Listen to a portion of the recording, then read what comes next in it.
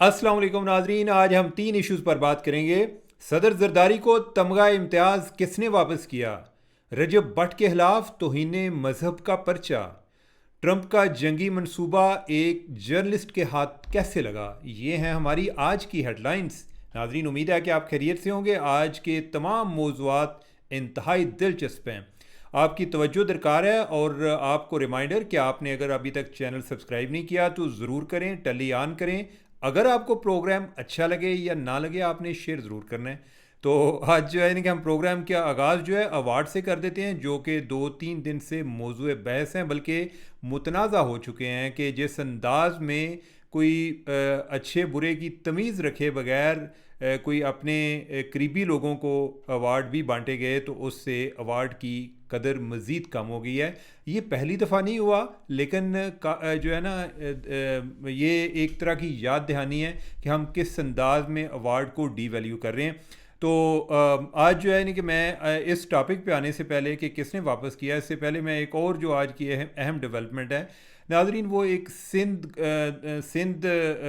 Bank ने एक इश्तहार दिया है जिसमें उन्होंने मुबारकबाद दी है ओमनी ग्रुप के जो सरबराह हैं ख्वाजा अनवर मजीद साहब, कि उनको अवार्ड दिया गया है और वो उसके मुस्तहिक हैं। नाजरीन, जो ख्वाजा अनवर मजीद साहब हैं, इनके जो एक जरदारी साहब के ख़िलाफ़ फ़ेक अकाउंट केस था कि जिसमें यह था कि तकरीबन को 35 अरब रुपए किस तरह मुख्तलिफ़ ठेकेदारों और मुख्तलिफ़ लोगों से होते हुए जरदारी साहब या उनके जो करीबी साथी हैं उनके अकाउंट्स में पहुँचे। उधर जो ओमनी ग्रुप है उसके बहुत सारे जो मुलाजमीन हैं उनके अकाउंट भी इस्तेमाल हुए थे। इनके जो 25-25 हज़ार वाले मुलाजमीन हैं उनके अकाउंट्स में जो ट्रांजैक्शंस है वो अरबों रुपए की थी। तो जो लोग ओमनी ग्रुप के बारे में जानते हैं या जिन लोगों ने फ़ेक अकाउंट केस पढ़ा हुआ है, उन्हें आइडिया है कि ख्वाजा अनवर मजीद साहब जो हैं उनका जरदारी साहब के साथ कितना करीबी तल्लक है और कितना एक पैसे वाले मामलात हैं, वो वाला तल्लक है। जो एक फ़ेक अकाउंट केस ने इनको काफ़ी चीज़ों को डॉक्यूमेंट किया हुआ है। नाजरीन, उस हवाले से नैब में भी केस चल रहा था और जो ख्वाजा साहब हैं इन्होंने प्ली बारगेन की थी, जो कि एक तरह से इजहार होता है इस बात का कि कि भाई यानी कि मैंने एक इकरार जुर्म होता है कि जिसमें एक सर्टन अमाउंट जो अदारा कहता है, इस केस में नैब था, वो आप अदा करते हैं, आप जेल से बच जाते हैं। लेकिन वो इस तरह का बंदे की वो सज़ा ही तस्वर होती है कि उसका इतराफ़ जुर्म होता है। अब आप कह रहे होंगे कि इसमें से कुछ बातें जो हैं वो तो मैंने पहले भी की थी, आज क्यों कर रहा हूँ। जो फेक अकाउंट केस था उसमें जो बैंक से इस्तेमाल हुए थे इस वारदात के लिए, उसमें सिंध बैंक भी शामिल था। और कुदरत का करना देखें, इनके फेस जो सिंध बैंक है वो आज इनके सिंध बैंक भी एक्यूज़ है और जो ओमनी ग्रुप है वो भी एक्यूज़ है उस बैंक में, उस केस में। तो लिहाजा वो एक एक्यूज़ दूसरे एक्यूज़ को मुबारकबाद दे रहे हैं और तीसरे एक्यूज़ जो कि सदर जरदारी साहब हैं उनका शुक्रिया अदा कर रहे हैं कि जनाब ये आपने एक वेल डिज़र्व्ड अवार्ड दिया है। तो ये बड़े एक दुख की बात है। और जो पीपल्स पार्टी की जहाँ बड़ी जमहूरियत के लिए बड़ी ग्रां कदर खिदमात हैं, उधर ये भी है यानी कि ये जो उनके चेहरे पे एक धब्बा है, ये जो करप्शन की बातें तो वो करते हैं जी कि हम पर झूठे इल्ज़ाम में, बहुत ज़्यादा झूठे भी नहीं हैं। और जो लोग सिंध में रहते हैं उनको इस बात का भी भरपूर आइडिया है। और इसमें हमारे जो प्रोग्राम देखने वाले हैं उनमें कुछ जाला होगा तो वो कहेगा जी आप तो हैं ही पीपल्स पार्टी के ख़िलाफ़। और भाई यानी कि मुझे कोई, मैं सफाइयाँ नहीं देता, लेकिन मैं आपको बताऊं कि मेरी कोई सेक्रेट को नहीं है। मैं एक मेरिट की बुनियाद पे कोई पीपल्स पार्टी की बातों को अप्रिशिएट भी करता हूं और कुछ लिहाज से मेरे तहफ़्फ़ुज़ात भी हैं, इसी तरह बाकी जमातों के हवाले से भी हैं। तो एक तो उनका एक इश्तिहार आया। अब जो दूसरी बात है कि तमगा इम्तियाज़ किसने वापस किया, तो हमने जो अगले दिन प्रोग्राम किया तो उसके बाद मुझे पता चला एक बैरिस्टर साहब हैं जिनका नाम है बैरिस्टर ज़फ़रुल्लाह खान। बैरिस्टर ज़फ़रुल्लाह खान जो हैं वो एक सियासी लिहाज से PMLN के साथ वाबस्ता हैं। जो मियाँ नवाज शरीफ की गवर्नमेंट थी उस टाइम वो सेक्रेटरी लॉ भी थे। बड़े एक कॉम्पिटेंट लॉयर तस्वर किए जाते हैं। पहले वो ब्यूरोक्रेट थे, DMG से थे, उधर से उन्होंने रिज़ाइन कर दिया था। ये जो कई जो इस टाइम लोग इस टाइम सिविल सर्विस में हैं, ये बल्कि उनके साथ वाले तो है रिटायर हो गए हैं। वो जिस तरह फवाद हसन फवाद थे, ये उनके बैचमेट्स में शुमार होता था इनका। बड़े एक काबिल आदमी हैं। तो उनको भी अवार्ड दिया गया। आपको पता है कि अवार्ड का ऐलान जो है वो 14 अगस्त को होता है और फिर जो उनकी अवार्ड जो पहनाए जाते हैं वो 23 मार्च को पहनाए जाते हैं। तो जब 14 अगस्त को ऐलान किया गया तो उस दौरान जो बैरिस्टर ज़फ़रुल्लाह हैं उनको भी पता चला कि मुझे अवार्ड मिला है। बैरिस्टर ज़फ़रुल्लाह साहब ने शुक्रिया का एक ख़त लिखा सदर आसिफ अली ज़रदारी साहब को। तो उन्होंने कहा कि जनाब सदर, तमगा इम्तियाज़ देने पर मशकूर हूँ। मुल्क व मिल्लत की खिदमत सिला और सताइश के बगैर करना चाहता हूँ। और नीचे उन्होंने अपने साइन कर दिए। अब ये उन्होंने क्यों किए मुझे नहीं आइडिया, लेकिन मुझे इतना ज़रूर आइडिया है कि जिस तरह अवार्ड की बेकदरी हो रही है उसमें कोई भी बंदा जो कि अपने आप को, जिसको लगे कि मेरे लिए एज़ाज़ का बायस बन सकता है, और जब वो देखता है कि किस किस तरह के लोगों को अवार्ड मिल रहे हैं या मिले हुए हैं, तो उसमें फिर उसकी इतनी कशिश नहीं रहती इस अवार्ड की। तो मेरा ख्याल है कि उन्होंने बजाय उस लीग का हिस्सा बनने के कि जिधर कोई अच्छे और बुरे की तमीज़ ही नहीं है, उन्होंने उस पर माजरत कर ली। उन्होंने कहा कि मुझे ये अवार्ड नहीं चाहिए। और वो लोग जो कि अवार्ड कमेटी में शामिल हैं वो भी ऑफ द रिकॉर्ड इस बात का इकरार करते हैं कि इधर जो है बड़ी सिफारिशें चलती हैं। मैं आज तक, यानी कि मुझे जो लोग इस अवार्ड के लिए ख़ास तौर पे जो प्राइवेट सेक्टर से आते हैं, एक तो गवर्नमेंट अफसरान होते हैं, एक जो प्राइवेट सेक्टर से आते हैं, मैं उनको जानना चाहता हूँ, यानी कि उनसे यानी कि ये मुझे इसके पीछे छुपी हुई ख्वाहिश या कमज़ोरी का मुझे समझ नहीं लगी कि इतनी क्या तलब होती है कि जिसमें ये अवार्ड की कशिश जो है बहुत बढ़ जाती है। इसमें कौन सी इज़्ज़त है, मेरे नॉलेज में नहीं है, यानी कि आई डोंट नो के बाय द वे। खैर, मैं कोई इस तरह की बातें करने का ये मतलब ही नहीं है कि मैं कोई किसी अवार्ड का कोई मुतलाशी हूँ या मुतमन्नी हूँ, ऐसा नहीं है। और अल्लाह का करम है वैसे कि मुझे इंटरनेशनली 6 अवार्ड मिले हुए हैं, और उनमें से 5 अवार्ड ऐसे हैं कि जिसमें जो कि मैं पहला पाकिस्तानी हूँ कि जिनको मिले हैं, यानी कि वो उससे पहले किसी और पाकिस्तानी को भी नहीं मिले हुए। तो यानी कि मेरी तो खैर ये तलब भी नहीं है, और मैं अल्हम्दुलिल्लाह, यानी कि मेरी जो एक रिकग्निशन है वो एक इंटरनेशनल लेवल पर है, यानी कि मुझे इन अवार्ड से नहीं। लेकिन मुझे दुख होता है, यानी कि अच्छी बात है ना कि हमारे अगर कोई कौमी अवार्ड इतना बावकार होता कि हमारी ख्वाहिश होती, यानी कि मेरा दिल करता कि यार मुझे जो इतने अवार्ड मिले हैं इंटरनेशनली, उनसे ज़्यादा यानी कि क्या ही अच्छा हो कि मुझे मेरा मुल्क अवार्ड दे। यानी कि ऐसा इन्होंने उसकी बेतुकीरी की है कि ये तलब ही ख़त्म हो गई है कि इधर से को अवार्ड मिले, बल्कि ये तोहमत बन गई है। और जो बहुत सारे लोग लेते हैं वो अगर पहले मशकूक नहीं होते, बाद में मशकूक हो जाते हैं कि इनके साथ क्या हुआ। अगेन मैं इसमें से तफरीक करना चाहूँगा ऐसे बहुत सारे गुमनाम मुजाहिदों की, अनसंग हीरोज़ की, कि जिनका हमें पता ही नहीं होता है, जिनकी बड़ी बड़ी कंट्रीब्यूशन होती है। लास्ट टाइम भी मैंने वो ज़रार के कमांडो का जिक्र किया था कि ऐसे लोग जो हैं या और काउंटर टेररिज्म के ऑपरेशन में इन्वॉल्व या और कोई बड़े अहम जो प्रोजेक्ट्स में इन्वॉल्व होते हैं, जिनका आमतौर पे हमें नहीं आइडिया होता, उधर कुछ चंद लोगों को आइडिया होता है। They are well deserved. बाकी ये जो इतने नौसरबाजों को मिल जाते हैं, इस पर मुझे बहुत दुख होता है। नाजरीन, जो हमारा नेक्स्ट टॉपिक है वो रजब भट्ट के हवाले से। रजब भट्ट यूट्यूबर हैं, यानी कि मैं पहले भी बात करता रहता हूँ कि एक नई एलीट पैदा हो गई है।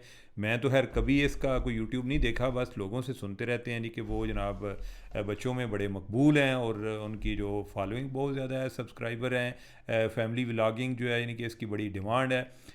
तो रजब भट्ट जो है यानी कि वो भी आए दिन कोई ना कोई ऐसी उल्टी सीधी हरकत ज़रूर करते हैं कि जिसकी वजह से उन्हें कोई शोहरत मिले, और किसी जगह पे कोई माफ़ी मांग ली, किसी जगह पे लगा के जैसे ये एक आखिरी बंदा रह गया कि जिसने पाकिस्तान को बचाना है। इस तरीके से हर बंदा, जो इन्फ्लुएंसर्स का एक दुनिया है ना आजकल की, तो उसमें वो अपना कोई ना कोई लुच तलते रहते हैं कि कोई ना कोई ऐसा काम करेंगे कि जिससे वो और मुतनाज़ा हों, और उसके नतीजे में कोई और अभी मैं कोई एक उधर इंडिया के कोई यूट्यूबर का भी देख रहा था, उसका बीजेपी के साथ कोई फटा चल रहा है, पता नहीं उसने क्या बात की है।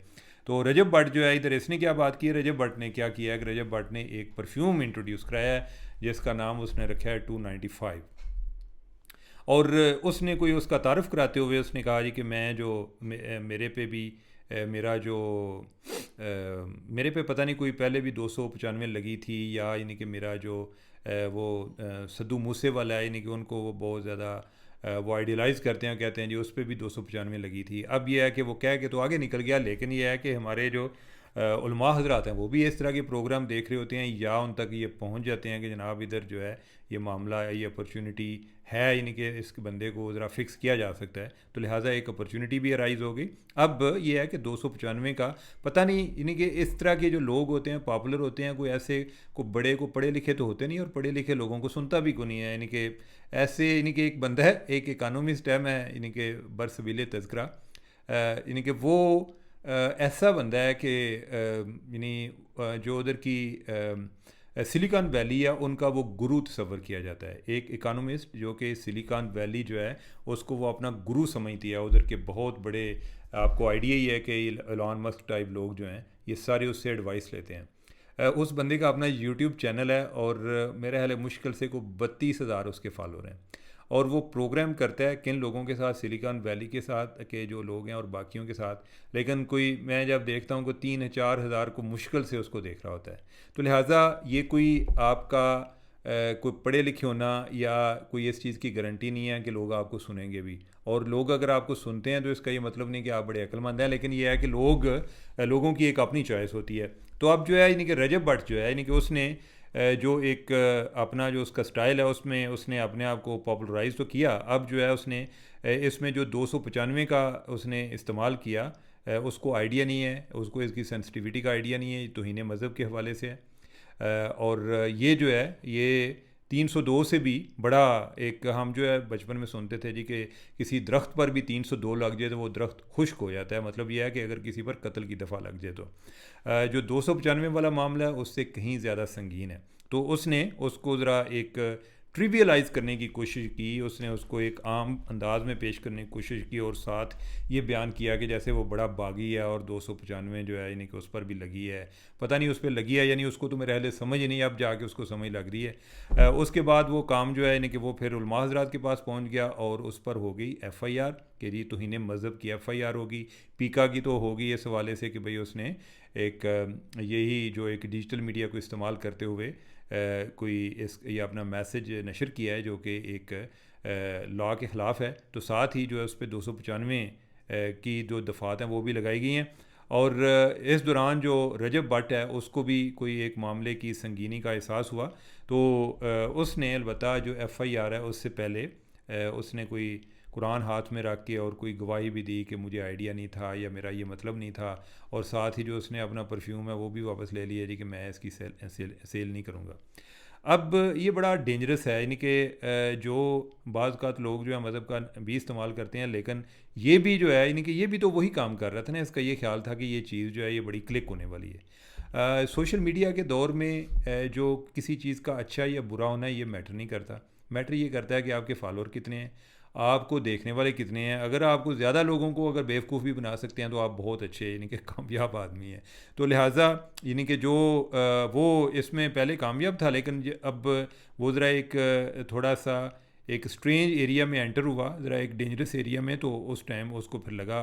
अब उम्मीद है कि वो नेक्स्ट टाइम जो है इसके मामले में केयरफुल रहेगा। उसने माजरत पहले भी कर ली है, मेरा ख्याल है कि अब इस मामले को ज़्यादा उसको एक्सप्लॉइट भी नहीं करना चाहिए, उसकी माजरत को कबूल कर लेनी चाहिए और उसको भी अपने जो भी उसने बिज़नेस करना है, जो भी हरकतें करनी है, ज़रा थोड़ा बहुत एहतियात से काम लेना चाहिए। तो नाज़रीन, अब जो तीसरा टॉपिक है बड़ा इंटरेस्टिंग टॉपिक है। अब बज़ाहिर आपको लग रहा होगा कि ये ट्रम्प की बात हमारे लिए कितनी इंटरेस्टिंग है, मैं आपके लिए इसको इंटरेस्टिंग बनाऊंगा, आप मेरे पे ट्रस्ट करें इस हवाले से।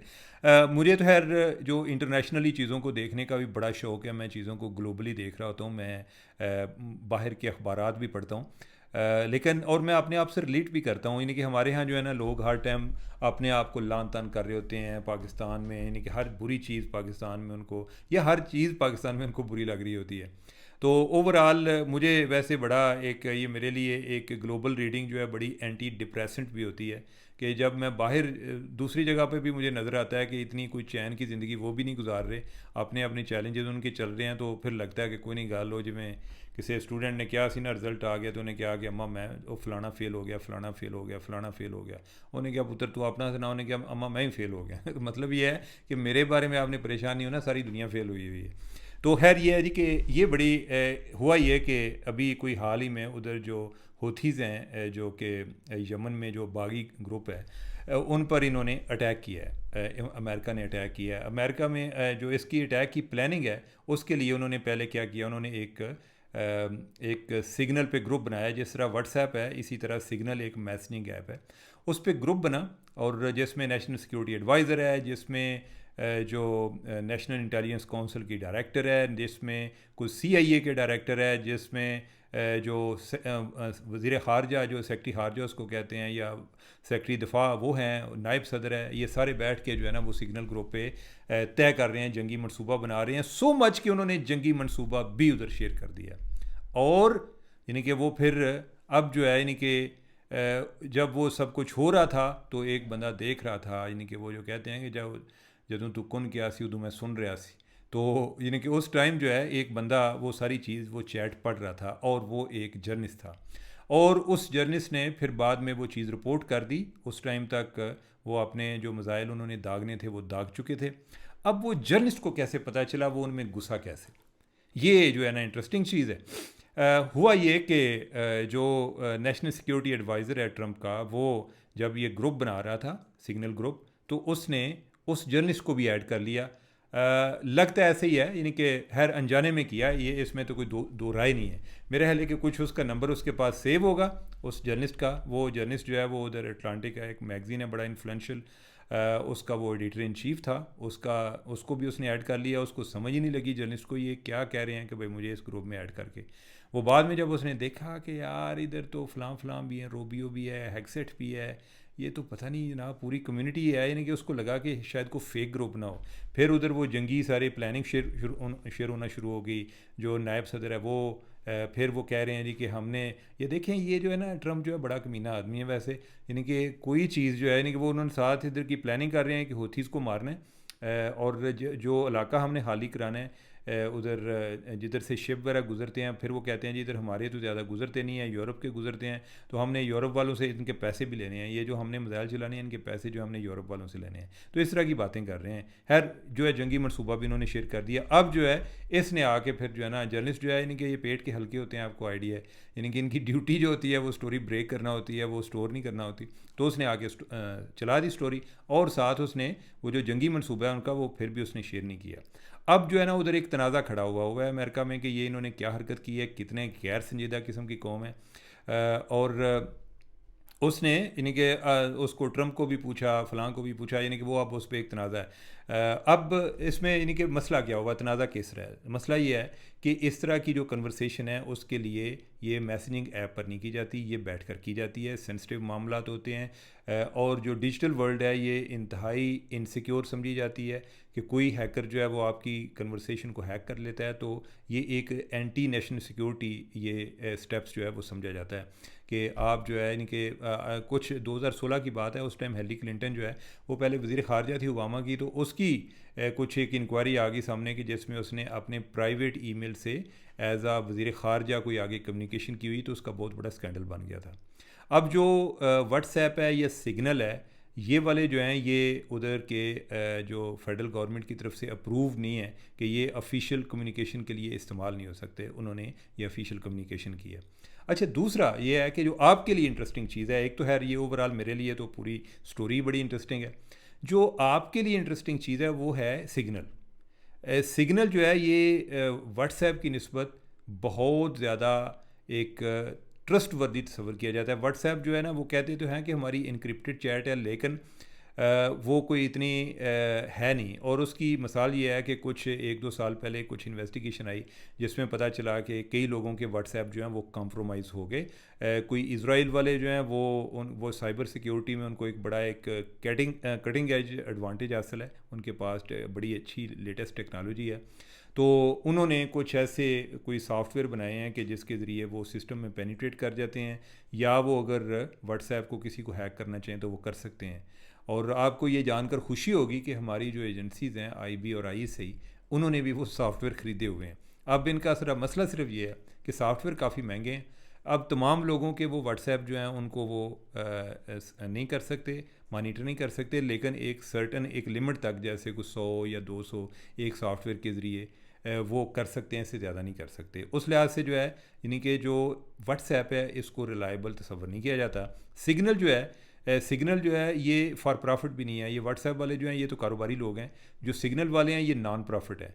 और बाय द वे जो सिग्नल का प्रोटोकॉल है, जो उनकी एक ओपन सोर्स टेक्नोलॉजी है, वही आगे व्हाट्सएप वगैरह में और टेलीग्राम में भी इस्तेमाल हुई हुई है। अब वो चूँकि बाकी जो है कारोबारी लोग हैं, उन्होंने अपनी मार्केटिंग भी काफ़ी की हुई है और उसको ज़्यादा यूज़र फ्रेंडली भी बनाया हुआ है। उनके तो व्हाट्सएप के तो मेरे ख्याल कुछ 4-5 अरब जो हैं उनके कंज्यूमर हैं, और जो दूसरे वाला टेलीग्राम उसके भी कोई 1 अरब से ज़्यादा है। इनके कम है, कोई मिलियंस में है, मेरे ख्याल है कि कोई 200 मिलियन या 300 मिलियन इनके भी हैं जो सिग्नल के हैं। लेकिन ये जो टॉप लोग हैं उनके लिए वो इसको बड़ा सेफ तस्वर करते हैं। जो सिलिकॉन वैली है उधर के जो जितने भी हैं यानी कि tech gurus, Elon Musk type, ये सारे जो हैं वो सिग्नल इस्तेमाल करते हैं। और इसी तरह जो हुकूमतें हैं वो सिग्नल इस्तेमाल करती हैं, गवर्नमेंट, यानी कि ये अनऑफिशियली जो चैनल है, यानी कि उसको रिलायबिलिटी के हवाले से जो जर्नलिस्ट हैं वो सिग्नल इस्तेमाल करते हैं। यानी कि हम भी जो है यानी कि आज इतराफ़ कर दें कि यानी कि जब कोई बड़ा कोई मामला होता है तो सिग्नल ही चल रहा होता है पूरी दुनिया में। और मैं जो है यानी कि पाकिस्तानी जर्नलिस्टों की बात नहीं कर रहा, मैंने तो कई इंटरनेशनल इन्वेस्टिगेशन में मैं इन्वॉल्व रहा हूँ, सिग्नल ही चल रहा होता है हर जगह पे। तो उस लिहाज से जो है यानी कि एक तो मैं 2 वजह से इसकी मैं बात कर रहा हूँ। एक तो सेफ़ तस्वर किया जाता है अनलेस कि ये भी कहीं कंप्रोमाइज़ हो जाए। दूसरा जो है यानी कि ये एक नॉन प्रॉफिट है एंड दे डिज़र्व मोर, यानी कि इनको हमारी ज़्यादा एक अटेंशन की भी ज़रूरत है। और ये डोनेशंस पर चलता है, जो सिग्नल वाले हैं ये डोनेशन पर चलता है।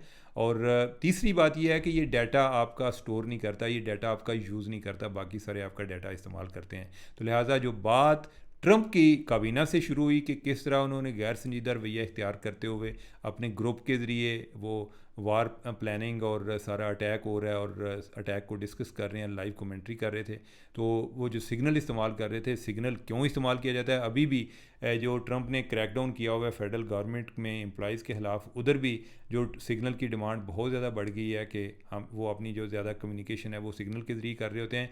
बल्कि पिछले दिनों जो एलन मस्क है वो लोगों को कह रहा था कि आप लोग अपने एक हफ़्ते का 1.5 हफ़्ते का प्लान दें कि आप क्या करने जा रहे हैं सरकारी मुलाजमीन के पीछे, वो आजकल काफ़ी पड़ा हुआ है।